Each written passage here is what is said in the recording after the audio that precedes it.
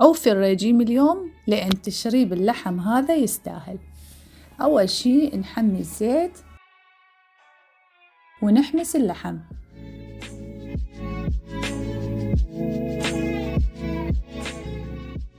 نخلي البهارات فلفل أسود، بابريكا، كمون،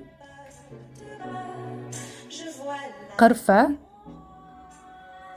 قرنفل، ورق غار.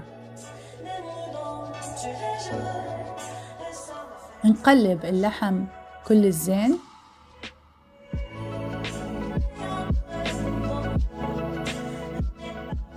بعدين نخلي 4 ملاعق معجون ونحمس المعجون كل الزين. بعدين نخلي مي حار، نترك اللحم يستوي لمدة 45 دقيقة تقريبا. بعدين خليت 3 نومي بصرة، بدي نضيف وراها راس ثوم، راسين بصل، 2 فلفل أخضر، بطاطا حسب الرغبة.